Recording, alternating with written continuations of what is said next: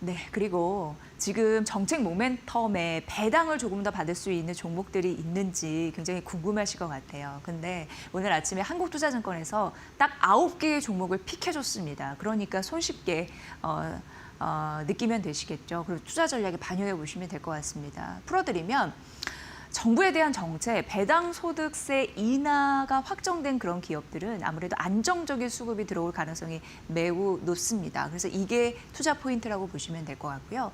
올해 들어서 이제 코스피 상승률이 굉장히 좋았는데 그게 삼성전자와 SK 하이닉스를 주축으로 해서 올랐습니다. 성장주 쪽에서 잘 받쳐줬고 그 다음 배당 성장주이다 이렇게 얘기를 해볼 수가 있는데요. 2월 코스피 수익률 대비해서 상회하는 흐름들을 보였기 때문에 성장주이긴 한데 배당이 같이 붙은 성장주에 대한 매력 돋보인다라는 언급을 했습니다. 그래서 어떤 종목을 골라야 될까라고 봤더니 지금 매수해도 괜찮을 배당 성장주잖아요. 그 리포트 제목이. 그러니까 3월 말 배당 기준일로 봤을 때 배당 소득세 인하가 이제 확정이 되면서 시총 1조 원 이상에 대한 규모를 가진 기업 중에 꼽아온 겁니다. 배당 성장주 9개 기업에 대한 결론은 바로 밑에 있습니다. 한번 읽어드릴게요. 삼성카드, 삼성화재, SK가스, LIG넥스원, LG, 포스코 인터내셔널, LS, 아모레퍼시픽, 한국타이어앤테크놀로지 9개 기업이 지금 매수해도 괜찮은 배당 성장주에 포함된다고 하니까 참고사항으로 전략적으로 반영해 보시기 바랍니다. 네, 그리고 이제 SK입니다. 하나증권에서 오늘 아침에 분석을 해놨습니다. 일단 목표 주가를 40만 원으로 상향했고 국내 증권사에서는 40만 원보다 조금 더 올려잡은 증권사도 있었습니다. 여기에서 SK를 긍정적으로 바라본 이유는 바로 자회사 때문입니다. 자회사의 가치가 증가하면서 순자산 가치를 끌어올리니까 SK가 더 좋아 보인다라는 게 골자입니다. 대표적으로 SK텔레콤과 SK스퀘어의 가치의 급등인데 SK스퀘어는 SK하이닉스와 직접적인 관련이 있습니다.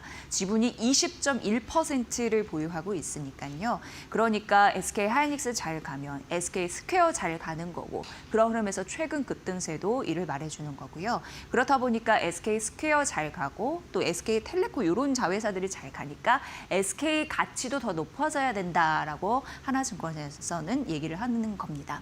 그리고 실적도 흑자 전환 이런 부분으로 긍정적인 흐름들을 볼 수가 있는데 여기 써놨습니다. 대표적으로 SK스퀘어와 SK하이닉스 최대 실적을 구현하면서 이런 부분으로 실적이 좋아지는 거고요. 그러니까 지분법 이익이 올라가는 거죠.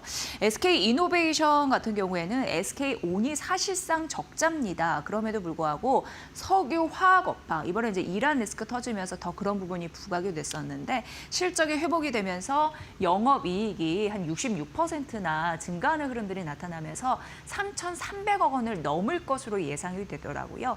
이런 흐름의 숨은 가치 반영이 될 수 있을지 보시면 될 것 같고요. 다음 페이지 만나보면요. SK는 이제 구조적인 체질 개선에 나섰다라고 보시면 되고 크게 두 가지로 얘기를 해볼 수 있을 것 같습니다. 첫 번째는 순차입금을 낮췄다라는 부분입니다. 그러니까 빚 부담을 줄였다 이 말과 같습니다. 리밸런싱을 2년 연속하고 있고 지금 사실 시기상으로 거의 막바지라고 보시면 됩니다. 그런데 초기 구간이 23년도였습니다. 이때 11조 원의 부담금이 있었거든요. 그런데 그동안 잘 해나 보니까 2조 4천억 원 정도 빚 부담이 감소하는 흐름들이 있었다라는 부분이고요. 당연히 앞서서 말씀드린 대로 SK하이닉스가 질주한 그런 영향이 있었고 SK이노베이션 이 부분은 석유 화학 업황이 괜찮다고 말씀드렸고 SK텔레콤 실적, 물론 일회성 비용 때문에 약간은 어려웠지만 이 고개를 넘고 나면 안정적인 실적이 가능하다고 합니다. 일회성 비용이 나왔던 이유는 데이터 센터 비용도 있었고 희망퇴직자가 이번에 많았습니다. 그런 비용도 있었고 그리고 데이터 보안 이런 부분에 대한 사이버 보안이라고 해야겠네요. 그런 부분에 좀 미스도 있었기 때문에 일회성 비용으로 나가는 게 있었는데 이거 털고 나면 그래도 앞으로 안정적일 것이라고 생각하는 듯합니다. 지금 SK 같은 경우에는 주력 아닌 곳을 좀 정리를 하고 있는 상황인데요. 그걸 비핵심 자산 매각 이렇게 표현이 되겠죠. 그런 부분에서 SK 스페셜티와 판교 데이터 센터 매각 이슈 이런 부분이 있었습니다. 그리고 1조 넘게 현금 확보에 대한 그런 기대감도 있는 상황인데 바이오팜 지분 일부 처분과 더불어서 지분을 담보로 해서 현금을 얻는 그런 부분이 있거든요. 그런 부분에 대한 계약이 있다 보니까 1조 3천억 원 정도 현금 유입에 대한 모멘텀 있다고 합니다. 두산에 이제 매각할 것으로 보이는데 SK 실트론 지분도 70% 이상 팔 것으로 추진됩니다. 그러면 추가적으로 비용이 더 들어올 수 있습니다. 그게 3조 원 정도 기대를 하거든요. 그러니까 이런 요인들이 있기 때문에 차입금이 줄어들 가능성이 있다. 그러면 전반적으로 SK가 더 좋아질 가능성이 있다. 재무 부담에서 탈피하는 거기 때문에 이렇게 보시면 될 것 같고요. 두 번째는 미래 성장 동력에 투자하는 흐름이라고 합니다. 대표적으로 SKC 유상증자 1조 원 하는데 여기에 5,400억 원 규모로 참여를 했다고 합니다. 그러니까 지금 선별 투자를 하고 있다. 이렇게 느끼시면 될 것 같습니다. 자사주에 대한 그런 정부 정책에 따라서 주주 환원 정책 따라가는 흐름이 있습니다. 지금 20.1% 전량 소강 나설 것으로 보입니다. 물론 임직원의 인센티브 이런 거 좀 제외하겠죠. 그러면 전반적으로 주당 가치가 올라갑니다. 주식 한 주당 가치가 올라가는 거고요. 자사주 소각하게 되면 그럼 전반적으로 이익률, 자본 이익률, ROE가 개선되는 효과가 나타나는데 그 기대 효과도 있다라고 언급했습니다. SK 목표 주가 상향한 하나증권의 리포트 잘 새겨보시기 바랍니다. 네, 리노공업입니다. 오늘 좀 떨어지죠? 한 3% 떨어지나요? JP모건에서 투자 의견 하향했습니다. 그런데 목표 주가는 올렸습니다. 투자 의견 하향에다 초점을 맞추셔야겠죠. 현재가가 11만 원인데 목표 주가 7만 원에서 10만 원 올렸다 하더라도 현재가보다 낮은 수준입니다. 그리고 투자 의견 떨어뜨렸다라고 말씀드렸는데 비중 확대 의견에서 중립으로 낮췄습니다. 이유는 높은 밸류, 연초 대비 올해 이제 계산을 해봤거든요. 올해 대비해서 리노공업이 많이 올랐더라고요. 94% 올랐다고 합니다. 그러니까 연초 대비해서 많이 오른 데에 따른 가격 부담이 있다라고 언급을 했습니다. 정부에서 밀어붙이고 있잖아요. 우리는 코스닥 1000 넘어서 코스닥 3000 가겠다라는 목표치 세웠는데 이 때문에 이제 국민연금도 신경을 안 쓸래야 안 쓸 수 없습니다. 그래서 코스닥 150 벤치마크에 편입하면서 정책적으로 움직이는 흐름들이 나타나고 있는데 이 때문에 자연적으로 들어오는 자금 유입을 기대해 볼 수 있다라고 얘기를 했는데요. JP모건에서는 이런 부분에 봤을 때 코스닥 150 가장 낙관적으로 봤을 때 10% 비중을 계산해 봤을 때 그 패시브 자금 유입이 최대 2조 원 정도 나올 수 있다라고 추정을 했습니다. 그런데 시총이 이미 3조 넘게 증가했거든요. 그렇기 때문에 이미 주가는 기대를 선반영했다라고 하면서 밸류가 좀 높다라는 얘기를 하고 있습니다. 그리고 사업 비중 보면은 매출단에서 뭔가 AI 시대에 이거를 잘 소화할 수 있는 성장 동력이 있나 이걸 체크해 봐야 되는데 그게 약간 아쉬웠습니다. JP모건이 리노공업을 통해서 말하는 것은 매출의 비중을 보면 스마트폰이 절대적으로 높네요. 60%. 그리고 데이터 센터나 AI 컴퓨팅 같은 경우에는 10%가 안 됩니다. 그래서 AI 인프라 투자 확대, 수요 확대에 따른 영향이 좀 제한적일 것이다라고 언급을 했습니다. 그리고 하나, 소켓 관련해서는 리노공업의 주력은 포고핀 소켓이거든요. 그런데 실제적으로 AI 데이터 센터, AI 시대에서 원하는 소켓이 러버 소켓이라고 합니다. 그러니까 아닌 거죠. 그래서 영향력이 제한적이라고 하는 거고 경쟁 업체 있습니다. ISC만 보더라도 데이터 센터 비중이 67%입니다. 그런데 여기는 데이터 센터 플러스 AI 컴퓨팅 이 부분이 10%가 안 되기 때문에 상대적으로 매력이 떨어지네 이렇게 파악을 했습니다. 투자 의견 하향한 이후 리노공업 오늘 한 3% 정도 떨어지면서 11만 원 선 보이고 있는데 이 부분도 참고해 보시면 될 것 같습니다. 펄어비스 어제 하한가 갔죠? 오늘 6%, 8% 정도 더 떨어지고 있습니다. 오늘 7년 동안 공을 들여서 만들었던 붉은 사막 기대가 너무 컸던 걸까요? 붉은 사막이 오늘 글로벌 출시가 됐는데 어제 하한가 맞고 오늘 추가적으로 더 떨어지고 있습니다. 어제 뭐가 있었냐면 평론가들의 평가가 있었습니다. 그런데 기대 점수는 80대 중반 점수였거든요. 근데 평론가들이 붉은 사막을 평가하길 평점 78점, 기대 이하치가 나왔습니다. 그래서 이거 보고 어제 주가가 하한가로 내려간 거고요.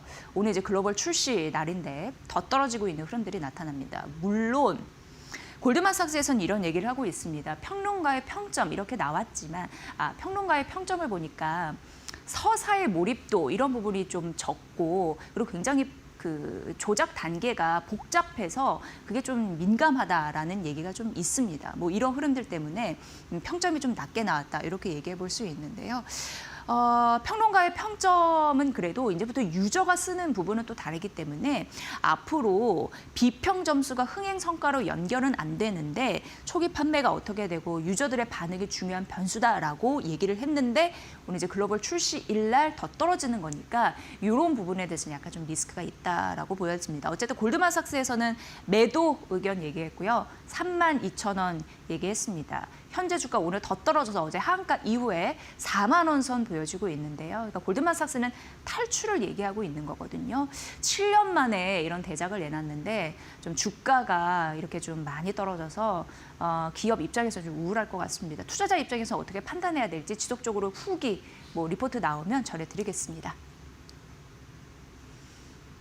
네, 그리고 이제 환율 1,500원 위로 갈까 아래로 갈까 그 분석 리포트입니다. IBK 투자증권에서 언급을 했습니다. 그래서 환율 요즘에 신경 많이 쓰이시잖아요.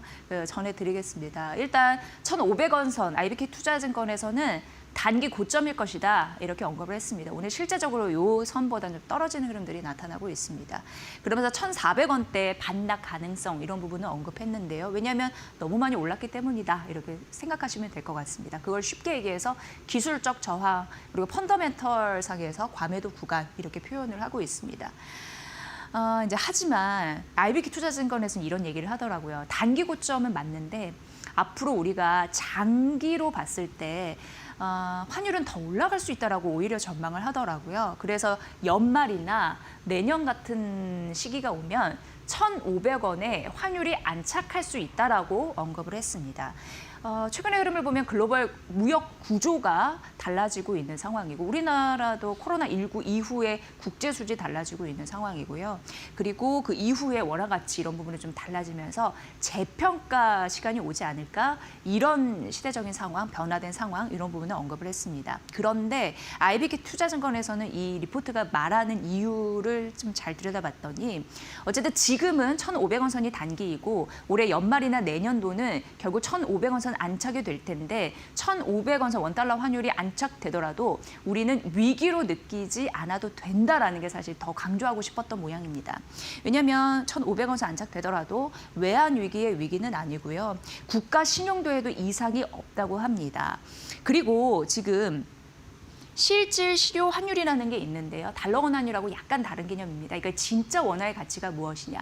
상대국의 그 무역 비중을 따라서 환율의 민감도를 따라서 그리고 전반적으로 뭐 물가의 상승률 그런 거 고려해서 진짜 원화의 가치를 절대평가가 아니라 약간 상대평가의 느낌이라고 보시면 되는데 그것을 봤을 때 우리의 경쟁국 일본, 중국, 유럽 대부분 장기 추세가 하락하고 있다고 합니다. 그러니까 큰 문제, 1,500원 만약 가더라도 자체 위기로 볼 필요 없다. 이런 언급을 했습니다. 중요할 것 같죠? IBK 투자증권의 환율 전망 잘 보시면 될 것 같습니다. 네, 그리고 이제 대신증권의 리포트 봐야 되는데 펀더멘털, 지정학적 리스크를 이깁니다. 이렇게 언급을 했습니다. 그러니까 이제는 우리나라가 사실 계속적으로 전문가들이 얘기했던 게 돌발 리스크가 이란 전쟁에서 나왔을 뿐 우리가 뭐 깎아먹은 것이 있냐 없다라는 얘기를 했잖아요. 그런 의미에서 좀 보시면 될 것 같고요. 마켓나우 2부에서도 지속적으로 언급해드린 바 이번 주 굉장히 중요합니다. 이번 주, 다음 주 같은 경우에 주총 시즌이 있거든요. 근데 그동안 어떻게 보면은 상법 3차 개정을 통해서 그리고 주주환원 의지 이런 부분을 정부 정책에서 굉장히 강조했기 때문에 주주 자본주의의 시험대가 지금 주총 슈퍼 위크다 이렇게 보시면 될 것 같습니다. 그리고 이번 주에 삼성전자 있었습니다. 다음 주는 주총 LG전자 네이버가 23일 있습니다. SK하이닉스 25일 있고요. 네이버와 SK가 26일 있습니다. 현대차와 SK가 26일 있습니다. 그러니까 이런 부분 주총에서 과연 주주들의 마음을 얻을 수 있는 획기적인 정책들이 나올 수 있을지 아니면 그동안 기대감이 있었던 그런 정책들이 현실화될 수 있을지 봐야 된다라고 언급을 했습니다. 그리고 이제 1분기 프리 어닝 시즌 이걸 지금 맞이하고 있거든요. 그렇기 때문에 시장의 투자자들은 자연스럽게 펀더멘털에 주목할 것이다라고 언급을 했습니다. 지금 전쟁 리스크 때문에 깎인 점수들 그런 부분 저평가 구간이고 실적 장세에 진입을 했다라고 언급하는 바 항상 저희가 강조해드리는 실적 전망이 어떻게 변화됐는지 여기에 따라서 옥석 가리기가 갈린다 이렇게 언급을 해드릴 수 있을 것 같습니다. 고로 대신증권에서는 지금의 변동성은 주식을 매수하고 그리고 비중을 확대할 절호의 기회다 이렇게 언급을 했습니다. 그래서 뭘 사야 되냐? 주도주의죠. 반도체, 자동차, 조선 되겠습니다. 밸류 매력이 있고요. 올해 이익 가식성 있는 여러 가지 종목들 이 안에 있을 것 같습니다. 한 가지 더 말씀드리면 순환매 장세에서 낙폭이 과다됐는데 올해 실적이 조금 더 좋아질 종목들이 긍정적이라고 하는데 대표적으로 2차 전지, 소프트웨어, 헬스케어 이런 섹터로 순환매가 돌 가능성이 있다고 하니까 지금부터 잘 찾아도 늦지 않을 것 같습니다. 대신증권의 리포트 잘 참고해 보시길 바랍니다.